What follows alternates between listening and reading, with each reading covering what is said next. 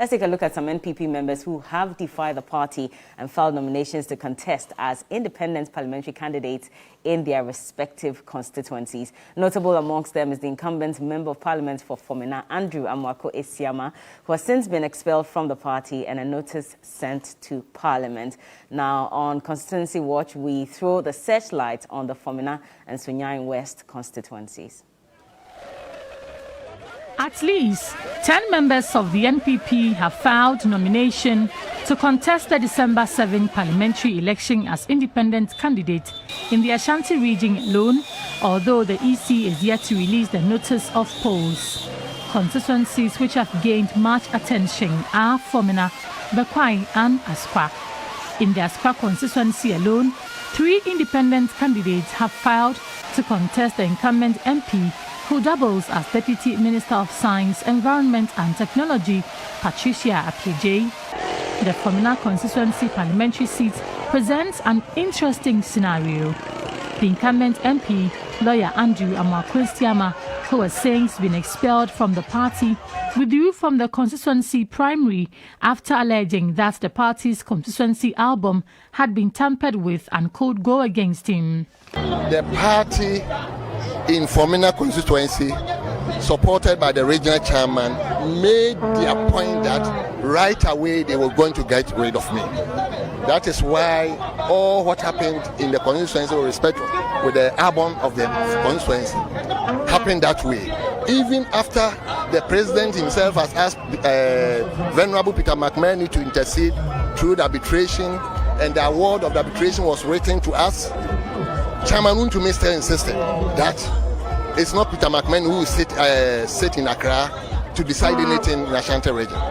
So it's like it is a calculative and special arrangement they made to get rid of me.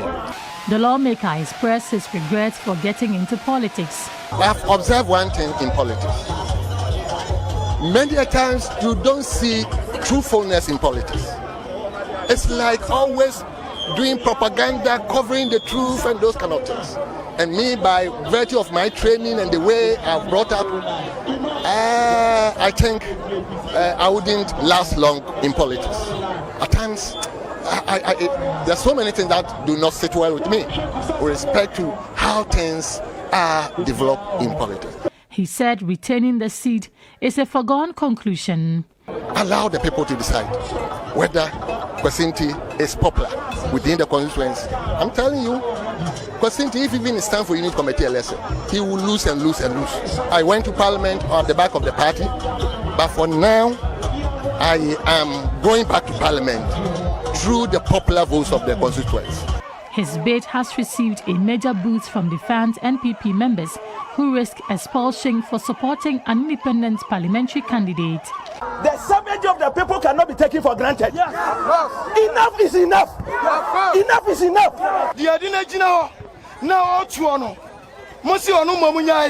The appointed person is relegated and you want to bring a new person on board as MP.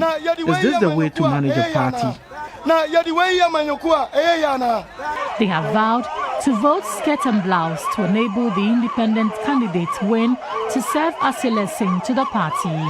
A few days to the release of the notice of post by the Electoral Commission, the party has, however, stepped up efforts to convince the deviant candidate to rescind their decision. Series of mediation meetings have been held to get aspirants going solo to withdraw their candidature.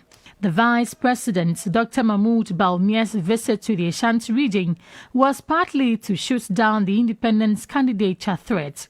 We don't support independent candidates. Our position is we are supporting the official NPP candidate. Another NPP member who was filed to contest the Sunyani West constituency as an independent parliamentary candidate is Bernard Odro-Techi. He told our Bono regional correspondent Larry Pakwesi Moses he took that decision because of the unfair treatment meted out to him by the governing New Patriotic Party. Why do you create a barrier for people to fairly compete others? Why are you trying to protect 65 MPs? What makes them unique? All of us fought for the party to come to power. The party was not fair to me, The party disrespected many people, including myself. And I do believe that the people of Sunyani West want change. And that change must not be allowed at the whims and caprices of few people. He said he will unseat the incumbent MP, Ignatius Bafwewa. We are going to get more educated young people who can dream, aspire to greatness. A new plan for Sunyani West whereby we are going to take agriculture, education, business very seriously. And I do believe, from the deepest part of my heart, that I want to serve. The entrepreneur and former Sunyani West District Assembly presiding member said he was disqualified to contest the party's primary without any tangible reasons.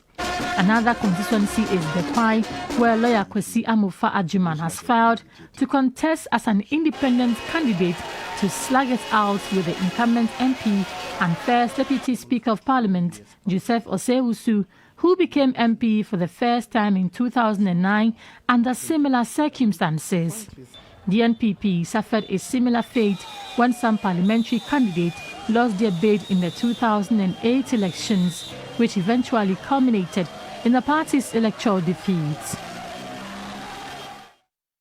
Now, based on the cracks in the party, some political analysts have indicated that this could spell doom for the NPP party come December 7th. In actual fact, Mr. Ben Efson, who's a pollster, has a different opinion. And I'm going to read a bit of what he says. Now, he says that the actions of some persons disqualified in the NPP parliamentary primaries will pose a bigger threat to the success of the party than those contesting the December polls as independent candidates. And he says that what they have been doing is that since the disqualified members have the backing of their constituents, they try to pollute the minds of their members against that of newly elected members, which makes it even deadlier than those going independent. And he said this on radio quite recently, and he says that these acts he describes as apathy. We'll try and raise him on the line. He was supposed to have joined us in the studios. Unfortunately, something came up, so he couldn't come in. But we'll see if we can raise him on the line so he can tell us more. But in the studios today, I have two disqualified NPP members from the primaries, and they are here to tell us their story. They also want to get a clearer understanding of the assertion made by Mr. Ben Efson. I have Emmanuel Kobin. He's the founder and executive director for Africa Center for Security and Counter-Terrorism. Now, he intended to contest the Saboba constituency in the northern region. Unfortunately, was disqualified, and the incensed youth in the area burnt down the party office, and they also destroyed party billboards and other properties as well. And they fingered the defense minister as the person behind the disqualification of Emmanuel Kobin. He's here with us. Good morning, and thank you for joining us. Good morning. All right. Thank you for having me. You're welcome. Now, also, I have Patrick Baidu, and he was also seeking to contest the seat in Weja Bawe, and of course, hoping to win from Giftina Yelemensa, who is the incumbent MP for that area. And he also was disqualified during the vetting process. And it was an interesting reason that was given. I'm going to try and just read a bit of it. So it says here that the reason why he was disqualified was because he allegedly told the regional secretary that he was in charge during the confirmation of the MCE for Weja Bawe. And so that was why he was disqualified and not eligible to contest. We want to hear his side of the story as well. Well, good morning. I want to know why you're called Blue Boy, by the way.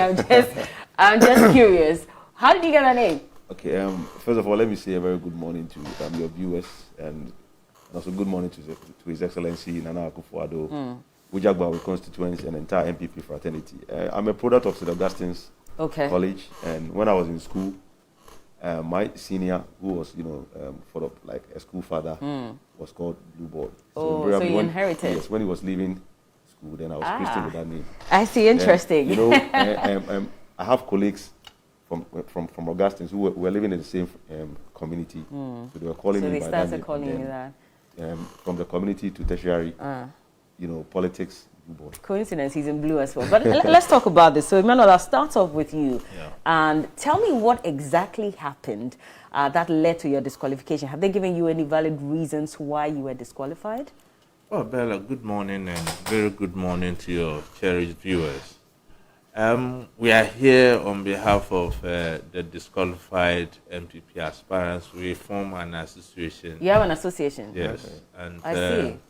I don't think our presence here is not to personalize why I or my good brother was disqualified. But we still want to know. I mean, that would give us some perspective. I think we have moved beyond that.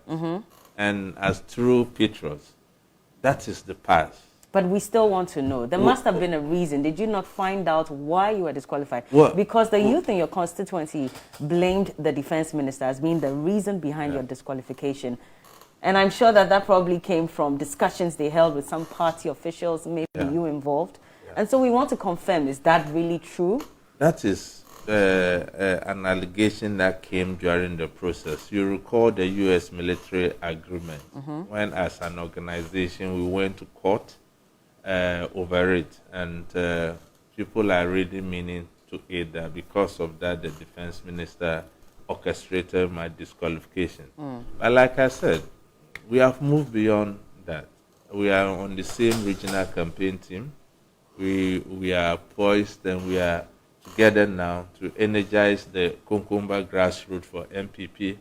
If you look at the Kunkumbas, for instance, we have voted massively for the MPP. Because if you look at the Eastern Corridor, from Sabuba, Yendi, Bimbila, Bandai, Wilensi, Bushegu, you see that all those seats are for MPP. Okay. So even though the Saboba constituency is an NDC stronghold? Yes. Okay. So that is why I'm saying that we've moved beyond that. We are fighting an elections, and I don't want any further distractions. But an allegation has been leveled against the disqualified candidates, and so that is why I'm hoping that we can get some background information so that we can understand if indeed what Mr. Ben Epstein is saying is true. The truth of the matter is that you are more dangerous than the independent candidates. Look, the truth of the matter is that as a group, when we're disqualified and we appeal, the party have not officially written to us to give reasons why we were disqualified. Okay. So if we want to dwell on innuendos on what people say,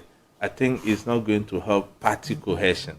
That's why I'm saying that is the past. So we are here as a group trying to let the good people of Ghana and especially the party know that we are fighting so hard quietly on the ground to make sure the government or the party retains power. You're not fighting against parliamentary candidates? Look, my good brother, Dr. also Achem, Kafui, and Albert Kandapa Jr., and many of us, even last night, Ken got in touch with me after 11 because he was on the grounds doing door-to-door campaign for Honorable Oslo. Okay. So you can't go in empty-handed. So we are still using our resources. And I said this time and time again, we are the most vilified MPP group you can think about. Why do you say so? Look, if you go to the Wanzam for a circumcision and you don't have the circumcision done, what do? You take your P2 in our local parlance or your supporter away. You see, we were disqualified. Reasons were not given for our disqualification. Officially. And then our filing fee was not also given to us. How much do you each pay? 52,000. And in a COVID economy. How many of you are in this group? 65. 65 of you? Yes. And each of you paid 52,000 Ghana cedis. It has not been reimbursed. But there were some that pay half. If you are below 40 years, or you are disabled, or you are a woman, you paid half. Of it. Okay. So those of us who are above 40 years paid the 52. But look, it's not as if we are looking for the refund. We think that we are still working with our own resources at our grassroots basis. And some of us have not had a paycheck over a year now because we had to resign from our jobs to contest. And we are still spending money. And in politics, you have sponsors. So because we were disqualified, these sponsors pull away. Yeah. So the fact of the matter is that even if they refund this money to us, it will end up at the grassroots. Tomorrow, the regional tour ends in Sabuba. I'm supposed to be in Sabuba tomorrow. And I can't go to Sabuba, meet party supporters, and wouldn't give anything. So we are still taking personal loans just to make sure that we are visible. That's why we are making an appeal to the party, even though our Fakabo National Youth Organizer, Supremo Nanabi? No, Samia Oku got in touch with me yesterday to say that the General Secretary have directed that they look into the matter. Okay. They have to speed it up. This is the time we need the money to energize the grassroots. And don't forget, you don't just wake up and contest elections. We have energized the grassroots long before the primaries, and it was all cost to us. So for our Uncle Ben Epson to say that we are more poisonous than the independent candidate, I will humbly submit it is a very unfortunate statement. Okay, let me bring Patrick in. Now, he's talked about the fact that the monies that you paid to file for nominations have not been reimbursed, yet you were disqualified. In your case, a reason was given at the vetting that it was because you threw your supports, based on what you said, behind the DCE, and so for that reason they had to disqualify you. They've not given you an official reason why you were disqualified. I mean, based on what he said as a group. Don't you think these are some of the reasons that's probably leading Uncle Ben to say that a lot of you are more poisonous, because even though openly you are supporting the party, you are bitter about a number of things that you experienced as a member of the party? Bella, first of all, I must say that the statement put out by Uncle Ben is not factual. Why is it not factual? Because if you even read the story, he's contending that the Formina MP has decided to go independent because he went for the primaries and lost. But that MP never went for the primaries. You understand? So it means that I want to believe. I'm a professional journalist. Okay. And when I see a story that's, a person sits in his or her room and writes, I see. So just based on that, you want to rubbish the entire statement that he made? No, listen. After the disqualification, like in my case, I got all my supporters together. I spoke to them and I said, look, get involved.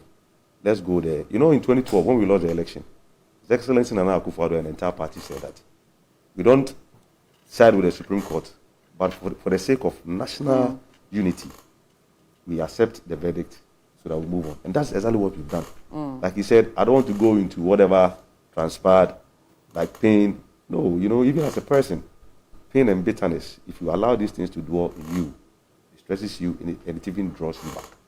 You have decided to, whatever the issues were, you have moved on now. And the challenge is that you have to win the 2020 election, and that's what we are poised in doing. Yesterday, not only myself, but then if you go to Etiwa, Dr. Usu Achem, Kandapa, Kafui, Madam Vivian from Lejokuku, a host of us, we are in the constituency working. I was with Honorable Tina yesterday, went to Gonse, and then we ended up at SCC around 9 a.m. I meet her, we fraternize, and that is my nature. The thing is that... But that could be just, No. surface something. No, you see... What if indeed you are instigating the youth? No, I would... Privately. You know what? That's the last thing that I would do. I even have a volunteer group within my constituency that we go house to house. Within my electoral area, my coordinator will tell you. And they know my nature. I'm somebody that when I want something, I go in for. After that, I put everything behind me and I move on. And we discuss among ourselves. We have a platform. We encourage everybody, look, let's go out there, because if we campaign and we win and we are in power, at least it will be better for all of us than to pull, the MPs and then the party and the party. Are you back. speaking for yourself or for all the members? Because maybe you could be. No, you know what?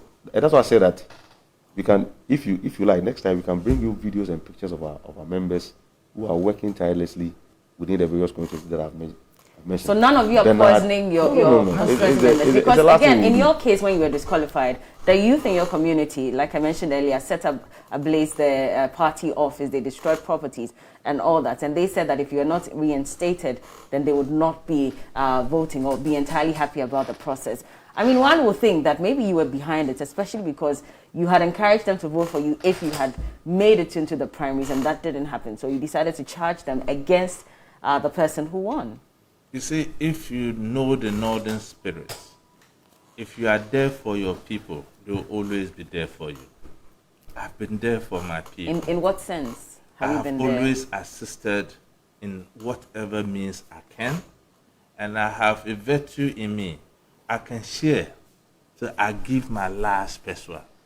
Even my wife even have challenges with me, because sometimes there will be nothing in the house to eat, but I'm giving away.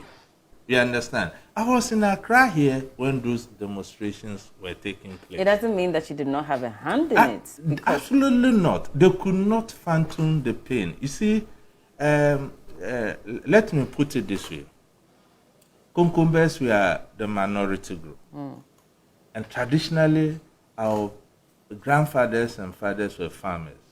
It's our generation that we have the opportunity to go to school. So when you see a rising star within the Kunkumbers being treated in a particular way, they would not take it easily. That's why I quickly, as a true patriot, I came in to calm down the nerve and tell them that, look, in all humility, there's divine purposes why we were disqualified. For all you know, I would have been on the ballot and I would not even be sitting with you today. So they understood me, and we are working. If you ask the parliamentary candidate, I'm even raising funds for him. So are you really saying you are not hurt by the disqualification? You are hurt, but not single individual is bigger than a political party. But Ben says, is this hurt that is making you turn your people against, the parliamentary candidates? And you are doing this covertly, and so, of course, it's easier to sit out here and say that we're supporting the parliamentary candidates and hoping that the party would win that constituency. But really, privately, you're also doing something else. But Bella, you agree with me. It's like the heartbreak. When you get a heartbreak, you overcome it at a point. And let me be honest with you. Sometimes you lose the lesser battles to win a bigger battle. Okay. If I was still holding on to the past, I wouldn't be doing what I'm doing. And I have time and again spoken to my constituents and my power base that, look, if you believe in the ideology of the NPP and you believe that you wanted us to represent you in parliament and it didn't happen, that is not the end of it. At least for the respect to our president, His Excellency Nana Akufo-Addo, he's a father. And you know, with Northerners, you can be as right as anything. As long as you are the younger one, you cannot be more right than an older person. So we have moved on. And as a group, that is why our colleagues that have gone independent, we have disassociated ourselves from them. We told them. For fear of what? Being expelled from the party? Not at all. You see, we believe in an agenda. Once we have spoken to ourselves and we've all agreed that let's put party interests above any other interest, and you decide that you are not going to go along with us, even if Bella, you leave us with no option. Well, even if you're being treated unfairly, because in this case, the former MP has said why he's decided to run independently, and same as the other, Bella, candidates as well, because they were treated unfairly. Politics is like a game, like a football match. You have a set of 90 minutes to score a goal to win. If for whatever reason the referee decides to award a last-minute penalty for you, you appeal. In football, later? But the goal will still stand. The goal will still stand. But you can still appeal, can you not? And I'm not just talking about appeal, I'm just talking about basically everything. You have the right to appeal. I think we did our best. We exhausted the procedure within the party structure. I think the appeal was the last option. What was left to us was to go to court. And look, Bella, some of us started following MPP since 1992. I went against my own father, who was a presiding member at the time. You know, those days, it was difficult to even call yourself an MPP member. So if you have suffered through all this time, and at a point you want to roll back that progress, I don't think it is fair. It means that you didn't like the party you were following. Really? So we as a team, we want to praise it on record. Yeah. We will support our respective candidates in all the various constituencies to retain their seats. And we are doing that without any malice. Okay. Because we love our party. Because you love your party. Is that the same with you as well? Even though, of course, he's admitted that you'd be hurt naturally because you're human. What if you also don't agree with the ideologies of that particular person or whatever it is that that person stands for? What if you don't agree with it? You're still going to support them because the party comes first? Yes, party comes first. Party comes first. Sometimes you may have... Even if you're being treated unfairly, you may have your differences. You understand? But then when the party takes a decision, all members are bound to, go by it. That's why there's a window of opportunity for you to appeal, and then they tell you that if you are still not satisfied, you can go to court.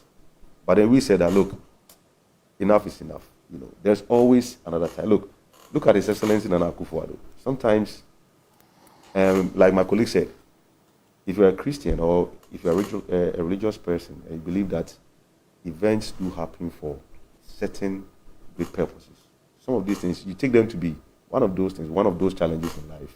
Put them behind you, and then what do? You move on. So like he's saying, we are supporting the candidates and the party without malice. So it is wrong for anybody to sit anywhere and say that the disqualified, candidates are rather more dangerous than those who are going. What if this happens again? God forbid, but what if you decide to run? Because I'm sure that you still have ambitions. What if you decide to run and for one or two reasons you're disqualified? Would you still remain this quiet? I think every political party is taking lessons from what is happening. This is not the first time. I think it happened to NDC in 2016, and that even contributed to their electoral defeat. And unfortunately, it happened in the NPP. Could that lead to your defeat as well? Not at all. In the case of the NDC, they couldn't come together like we have done.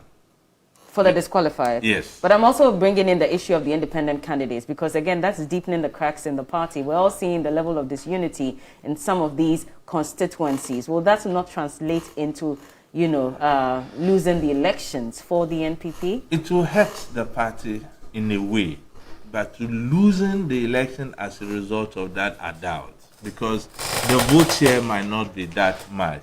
So what I would even urge my party to continue to do, especially leadership, is to continue to talk to these people. More often than not, they just want the recognition. Like in our case, we were not even spoken to, but we decided on our own that, look, let's bygones be bygones. Okay. Unlike the aspirants united for victory, they went to the battlefield and lost. Even then, we became part of them and even contributed money for East Lunch at La Palm Hotel when His Excellency, the Vice President, came as the special guest of honor. But let me also give you an example. Okay. Look at my senior brother, Kobin Japan. Look at how he was treated. He's back on the campaign trail. That is a true patriot. Is it? So these are the kind of things we should be learning from. Because politics is not an easy game. It's a patience game. If you don't have patience in politics, you always miss the mark. Is this patience supposed to translate into an appointment later? Maybe that is why you are remaining quiet. Not at all. Look at the case. So what is the end game of this? Look at the case of Kobin Japan, Paula Foucault and co. If they are taking entrenched position to desert the party to join the other side, today Kobin is back. Tomorrow you never know. Paula Foucault could be back as well. So what is the end game for you? For us, we are still young. We are looking tomorrow. So you don't want to offend the party executives because one day you'd also want to, occupy a certain position and it will be based on how you reacted to the disqualification? What is an offense? We have accepted that we want to be the sacrificial lambs so that this thing never occur in our party again. Let's deepen our democracy and empower our grassroots and let them decide who they want to. What if this doesn't stop? Well, if it happens to me again or any of us again, and we decide to take a different position, at least Ghanaians will bear us out. That look, these people have been consistent, and it cannot continue because if you do the same thing all the time and you expect changes, it never happens. Would you take an appointment, and I'll bring you in, Patrick. Of course, you are not the only ones, like you said. You have, 56 members or 65? 65. We have Obo, we have Kojofrimpo, and a number of them. No, they are different from us. They went and lost. Okay, so they are not part of it. They are not part of it. The disqualified. Yes. I mean, they are also doing the same work. I mean, when it comes to supporting the parliamentary candidates anyway. If they should give you an appointment, would you take it and would you see that as a reward for remaining quiet and putting the party first? The end result is not about having an appointment. We just want to see that the party and the parliamentary candidates need power. That is the bottom line. Nothing else. Nothing else. Okay. Yes, nothing else. And in the case of Boy and Co, they had their fair share of the cake. What do you mean by that? They went to the field.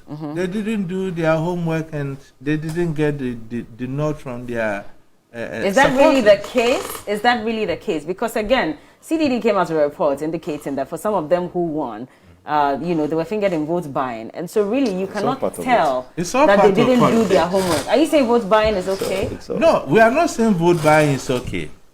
But it is relative. What could be vote buying to somebody might not be. Look, in Africa, let us take it or leave it. We have not grown our democracy to the state of the developed nations. There's abject poverty among us. So are you telling me that if I go around my constituency and people are in need and I give a helping hand, I'm buying votes? You are giving them a helping hand because you want votes in return, not because you really want to improve the lives of the people. No. Because if you do, then you shouldn't be going back to give them money all the time. Improve the situation so that they can also find jobs, better jobs, and life can be better for them. Economically empower them, not give them money when it's close to elections. You see, Rome was not built in a day. So money will be given gradually. Not money. Until... Let's assume that you have medical needs. I go and I pay for your medical bills, or I pay for you to get your NHI cards and those kind of things. You see, development is a gradual process. We are not yet there. But if we pretend we are there, we will miss the gaps. How long will it take us? Because again, the question has been that should we not economically empower these people? If we're providing jobs, there won't be a need for an MP or a parliamentary candidate to want to go and pay for hospital bills before they get their votes, because you would have economically empowered that person. They probably have a job and maybe things are better for them. So they won't have to rely on you. Bella, and for MPs and government officials to take advantage of that to give them money. I'm very happy you asked these questions. So that is why, as Ghanaians, we need to retain His Excellency Nana Akufo-Addo for another 4 years, so that the policies he has initiated, the social interventions he has initiated will bear fruits. Because if we change this current government, it means that all the beautiful initiatives we have churned out will go to waste. So now you're campaigning for the president as well, of course, because you're a party member. It's obviously, I'm an MPP. Well, I'll let you take the last bite of this one, and then we can go. If you have constant energy or power, you're empowering the people. Because if you have dumso, they cannot go to work, they cannot make money. So their livelihood, will be affected. You're providing electricity for me, but I can't afford the appliances to be able, because I don't have a job. So really, how am I benefiting? No, you can even look during this COVID period. Look at the stimulus package that the government is giving. All in a bid to make sure that the people are okay. It came as a result of COVID-19. If COVID-19 wasn't there, even before that, if you go to NEED, the National Entrepreneurship Innovation Project, they are building the capacity of young people, giving them soft loans for them to start up. Giving them tools for them to be able to build their capacity. Plan for food and jobs. A whole lot of now trainees will be employed permanently. Yes. Okay. So let me just use this opportunity. Just last final 30 seconds so I can round up. We want to really thank our members for bearing us out, especially our father figure, Dr. Uso Achem, who has actually provided a fatherly advice to us, and we all agree as a team to put the party before any other consideration.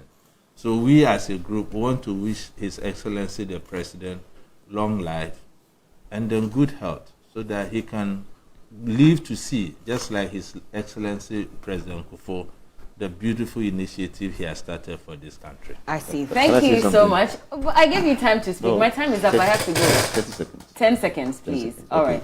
I also want to use this opportunity to also equip the appetite and the enthusiasm of all party supporters within Wejagbawe constituency and the entire nation, that to go out there, campaign, so that the party can retain. All right. And I've been speaking to members of the disqualified parliamentary candidates, basically, from the NPP primary. So are you the president's vice? Do we have any of that? No.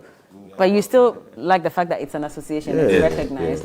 Okay, well, Emmanuel Kobin is the founder and executive director for Africa Center for Security and Counter-Terrorism. He hoped to contest the Saboba constituency in the northern region, but was disqualified. And Patrick Baidu also was hoping to contest the seat in Wejagbawe, but was also disqualified. And they are saying that claims by pollster Mr. Ben Efson that they are even more deadly than the independent candidate holds no water. We're hoping to get him online to tell us what led to this assertion. Unfortunately, that didn't happen. But this is still TV3 New Day. Keep watching. I will be back with some more.